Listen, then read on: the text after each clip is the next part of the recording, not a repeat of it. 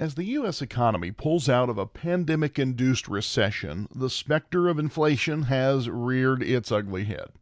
Wednesday, the Federal Reserve hiked expectations for inflation this year, signaling that it would move up the timetable for raising interest rates as well. All of this, of course, has great implications for the livestock and animal feed sectors, from the increased cost of inputs and materials to an increased cost of capital more generally. Welcome to Feedstuffs in Focus, our podcast taking a deeper look at the big issues in the livestock, poultry, grain, and feed industries. I'm your host, Andy Vance. Thanks for joining us. This episode is sponsored by Central Life Sciences. Get control of flies on your dairy operation with an integrated pest management program built around Clarifly larvicide and Starbar products from Central Life Sciences. Clarifly larvicide offers feed-through control that prevents the emergence of nuisance flies from the manure of treated animals by as much as 96%. And Starbar features a lineup of baits, traps, and sprays that address fly problems in all areas of your dairy operation. Flies can spread disease and lead to decreases in milk quality and yields. Learn how to limit their impact at centralflycontrol.com.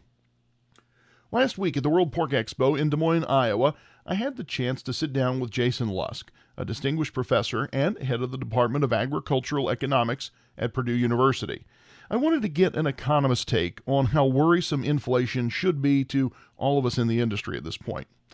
Dr. Lusk also shared his view of what macroeconomic factors he's watching as the economy fully reopens moving into the second half of 2021. And let's start with the question of inflation. I know you've been asked to talk about this more lately. I'm reading a lot about it, just people talking about anecdotally increased costs of this, or we could be talking about lumber, we could be talking about this, that, and the other thing. A, what are you seeing in terms of inflation that we can quantify and say this is what's really happening? And then B, how's that factoring into the fortunes of the pork industry? Sure. So certainly inflation seems to be on the mind of a lot of people at the moment.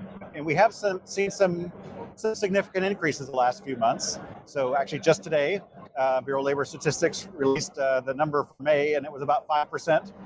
So, 5% is certainly much higher on an annual rate than we've seen for the past decade or so. But it's not crazy yet. We're not talking 1970s level inflation. I'd put it in the category of something to keep an eye on. Okay. So certainly much higher than we've seen in the last few years, but not unparalleled amount. Although in the food sector, there's been some inflation over the past year, really, in food that, again, puts us not a really astronomical level, but certainly well above where we've been for the last decade. I think you and I talked about that on an episode of our Feedstuffs in Focus podcast, that perception of food price inflation, we're looking at quantify, and then what does that really mean in terms of our disposable income? I mean, this is a pretty complex topic to try to pick apart. Oh, it is. A question I get a lot is this some other factor or is it inflation? Well, all inflation means is just prices rising. Yeah. And so there are reasons. And I think what people are really getting at is that some macroeconomic factors like the increase in money supply. That is it. You can look at the data that we do have more money floating around than we did. Actually, if you look at savings rates, consumers are saving a larger percentage of their income, which seems a little strange because you might think, economic times have been hard during the pandemic, but we've had good unemployment benefits. We've had stimulus checks. People haven't been spending quite as much because they're not going on vacation. And so there's money sitting out there. And so I think that's really where the concerns are. The conditions seem to be such that people are asking, could we have this explosion in inflation? And there's just a lot of debate amongst economists at the moment as to whether the Fed can rein this in if it gets out of control. All right, well, I identified you as my favorite economist, and for my other ag economist friends who are listening, don't take that personally. But so I'll ask you, how should I feel about where we are in terms of a macroeconomic picture right now? And not to get you to pick apart specific administration proposals or pieces of policy and so on, but are we doing the things that we should be doing, and how should I as a consumer or as a citizen feel about where we're heading as the tail end of this COVID disruption is kind of now in sight? A lot of debate among economists on these questions. I think on the positive side, as we're kind of getting past this pandemic, we're likely to have a lot of demand hit the economy. And that's part of what's driving up food prices. People getting out more, driving more, going out to restaurants more, trying to buy new cars. That's pulling up demand, and that's largely good for the economy, I think. There, a lot of potential of some big increases in federal spending, and I think again, this is big debate about whether that's, how much are we borrowing to do that? Is it going to catch up with us at some point in the future? I'm probably more worried about that than some of my economist friends are. I think reasonable people can debate and disagree about those things, but that does worry me a little bit about sort of our debt to GDP ratios that we seem to be heading towards.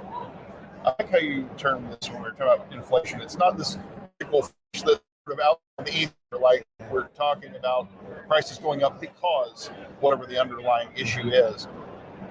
5% doesn't have you worried yet, but something to watch. Yeah. What's a point where, hey, maybe I need to hit the breaking case of emergency panic button? Sure. I mean, I think one of the reasons, let's say we had 5% annual rate of inflation this last May, was because 12 months ago, prices were low. Yeah, right. So we had a dip in prices. Actually, so we had some deflation economy-wide right after the onset of the pandemic. And so if you're just comparing this May to last May, it's a little bit misleading because last May was unusual on the bottom side. So I'd want to see this kind of 5% for 3 or 4 or 5 more months to really say, okay, this is something that's sticking around for a while. All right. Circle back to the pork industry in particular. As you look at some of these different factors, and we're at a lunch with pork leaders, what are some of the questions or concerns you're getting specific to this industry and things that producers have top of mind that they've been asking you? Hey, Mr. Professor Economist, tell me about this. Yeah, well, a lot of them, but let's stick on the inflation theme. I mean, pork prices are good at that, but feed prices are high too. So it's part of this inflation story. What do we do about these higher feed prices? Are they going to stay around for a while?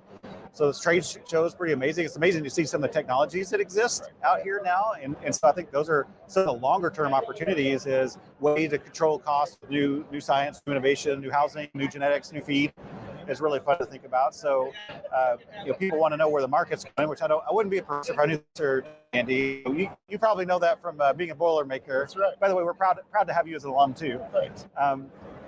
So, I think that's one part of it. From a practical standpoint, I think one question is, if there's going to be continued inflation, that makes the cost of borrowing lower. So if you can get a loan today and the value of each dollar is going to be less in the future, you can pay off that loan with cheaper dollars in the future. Okay. And so on the one hand, you might think, maybe I should think about making an investment, building out a new barn. And I think there's some logic to that. The other flip side of that, I'd say, is the economy in the pork sector is pretty good at the moment. Prices are really strong. So you might also think about building up that nest egg too. If the last couple of years has taught us anything, it's that there could be disruptions. We don't know what they're going to be, and you want to make sure you have some cushion against that. And if you're at a good economic spot in the moment, you might want to make sure you at least have that cushion in place before you go out and leverage yourself a bunch. Yeah, I mean, that's good fiscal management in general. But then, so you're talking about the cost of capital. I want to come back to that for a minute, because you got me thinking, what about interest rate pressure or interest rate risk? We've been saying for, I don't know, I've been covering this industry for 20 years.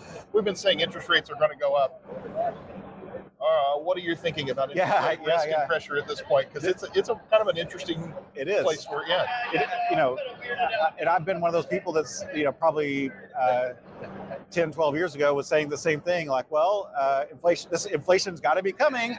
Interest rates have got to start rising, and it never did, which is why I think economists are in this weird spot. Like, some of the things we think the way the macroeconomy works seems not to be working, and we're not really sure why at the moment. I think, if inflation starts really rising, I mean, that's what we could expect the Fed to do, is probably, if the economy is good, you get inflation increasing, the Fed may very well increase interest rates. But my very early on. I want to ask you a more general question. This is kind of where we're going to leave. How has the role of the economist changed in recent memory, with all of the disruptions and upheaval, and as people become more, I don't want to say vociferous in their political opinions and so on? Like, how's the role of the economist changed? That's a tough question, in part because my roles and jobs have changed over too, so it's hard to disassociate myself from the broader factors. But I think in livestock agriculture, for example, a lot of controversy at the moment. Concern about anti-competitive behavior, and even the consumer side. So I think concerns about the food system, and I think it's a challenge to be a trusted voice, in those discussions. Also, trying to be honest with yourself about what you think is really happening. And so I think it's just like our broader political decisions. It's hard to find common ground these days. It's more contentious. And I'd say that's true even for economists, unfortunately. For the latest economic news facing the food, animal, and animal feed production industries and how those trends affect your business, subscribe to the Feedstuffs Daily e-newsletter and visit us at feedstuffs.com. This episode was sponsored by Central Life Sciences. Get control of flies on your dairy with an integrated pest management program built around Clarifly larvicide and Starbar products from Central Life Sciences. Clarifly larvicide offers feed-through control that prevents the emergence of nuisance flies from the manure of treated animals by as much as 96%. And Starbar features a lineup of baits, traps, and sprays that address fly problems in all areas of your dairy operation. Flies can spread disease and lead to decreases in milk quality and yields. Learn how to limit the impact at centralflycontrol.com. I'm Andy Vance, and you've been listening to Feedstuffs in Focus. Thanks for joining us today.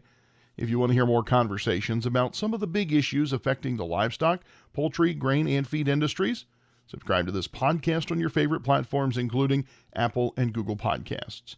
Or you can always check out our website, feedstuffs.com, for future episodes. Until next time, have a great day, and thanks for listening.